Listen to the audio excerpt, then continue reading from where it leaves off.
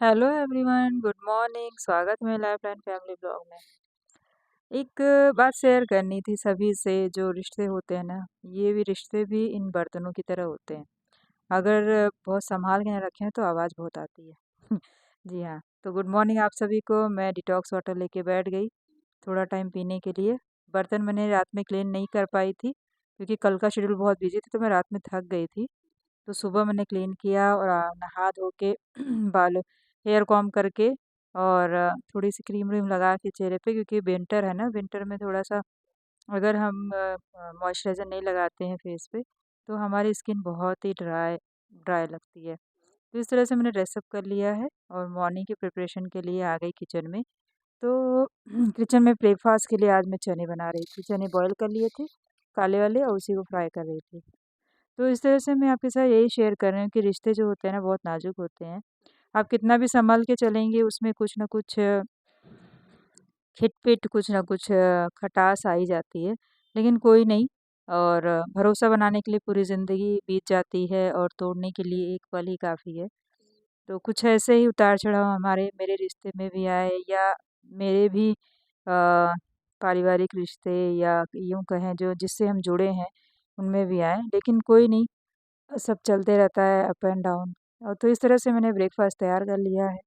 पिताजी को दे दिया है। एक टाइम बंधा हुआ है ब्रेकफ़ास्ट का। तो मैंने भी क्या किया ना, चाय-चाय साथ में चढ़ा दिए, क्योंकि थोड़ी थकावट थी। तो आज मैंने नारियल पानी पीने के बाद और थोड़ा-सा मॉर्निंग का फ्रूट लेने के बाद चाय और नाश्ता मैंने भी कर लिया। मैं किचन में ही फ्रूट खा ली, क्योंकि मेरी कामवाली आंटी आ चुकी थी, वो झाड़ू वगैरह लगा रही थी। तो डाइनिंग की तरफ मैं नहीं गई, मैं यहीं पे किचन में ही अपने फ्रूट को खा लिया। चाय और नाश्ता मैं भी लेकर डाइनिंग पे गई। फिर हस्बैंड नाश्ता नहीं किए क्योंकि उनका पेट थोड़ा-सा ख़राब था, तो वो बोले मुझे हल्की-सी खिचड़ी बना के दे दो। तो इस तरह से मैंने अपना भी ब्रेकफ़ास्ट किया, पिताजी को दिया। और आज आपके साथ भोग का शेयर नहीं कर रही हूँ क्योंकि मुझे भोग नहीं लगाना था। फिर आ गई अपने लंच की तरफ, लंच प्रिपेयर किया। और हस्बैंड की डिमांड थी खिचड़ी दे दो, लेकिन पिताजी को तो लंच देना ही था प्रॉपर। तो इस तरह से पुदीने की चटनी, आंवले पुदीने की चटनी और खिचड़ी और सब्ज़ी बना ली। ये मेरा नटखट है जो कल चला गया, आया था अयोध्या से। खूब मस्ती किया, हम लोग भी इसके साथ खूब मस्ती किए। जब ये आता है ना तो पूरे घर में चहल-पहल मच जाती है, खूब धमाल मचाता है। तो ये मेरा छोटा बेटा है शशांक, आहा! जब बोलता है मम्मी, बहुत प्यारा लगता है। तो इस तरह से खूब मस्ती किया इसने। जब चला गया तो घर सूना लगा। रात में 12 बजे तक मैंने केक बनाया था, तो इस वज़ह से भी थकान थी। ये केक था सेंटर के लिए।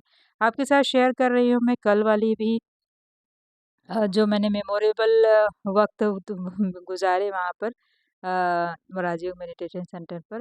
तो मैं अक्सर आपके साथ शेयर करते रहती हूँ। तो शिव जयंती का कार्यक्रम था। वहाँ पर बड़ी दीदी जो है बहुत ही अच्छे से सब ऑर्गेनाइज़ करती हैं सारी चीज़ें। बाबा के बच्चे इकट्ठा होते हैं, केक कटिंग करते हैं, दीप प्रज्वलित करते हैं और शिव जयंती मनाते हैं। शिव जयंती इसलिए कहते हैं क्योंकि शिव बाबा आके इस धरा पर ज्ञान दे रहे हैं, तो उनका बर्थडे मनाया जाता है। जो जब जब आता है तो उसका बर्थडे तभी होता है। तो शिव बाबा का भोग लगा, सुंदर सा गीत बजा और खूब बच्चों ने मस्ती और एन्जॉय किया और शिव जयंती के अवसर पर। और सबने खूब कहते हैं ना कि बाबा की याद में तो अपने आप को समर्पित किया और याद किया उनको।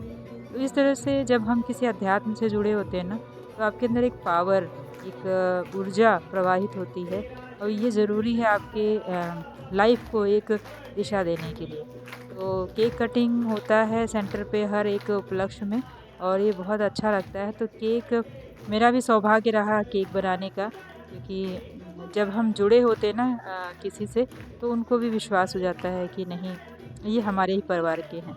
तो इस तरह से हम भी बाबा के बच्चे हैं और इस तरह से खूब खुशियाँ मनाई, सब बच्चों ने डांस किया बाबा के बच्चों ने।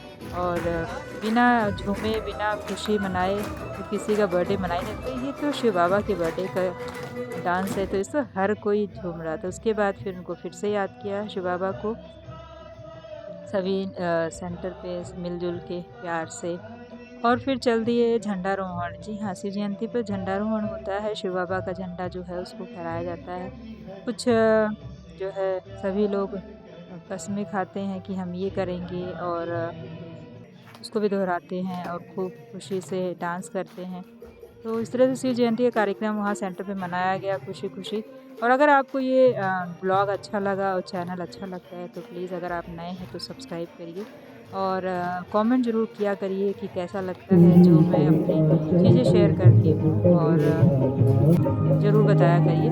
थैंक यू सो मच, इसी तरह से मेरे साथ जुड़े रहिए और शिव बाबा की कृपा आप पे बनी रहे। आप भी अध्यात्म से जुड़ें और अपने जीवन को एक दिशा दें।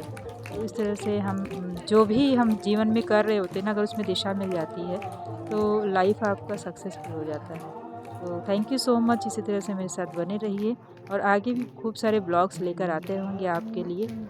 जीवन में कई समस्याएं होती हैं, उसको समाधान के लिए आपको ईश्वर का हाथ ही थामना पड़ता है और कोई उस समस्या का समाधान नहीं कर सकता है। तो मैंने भी यही किया है, मैंने भी ईश्वर का हाथ थामा है और इसी तरह से आगे बढ़ रहे हैं। Thank you so much, bye bye, आपका दिन शुभ हो।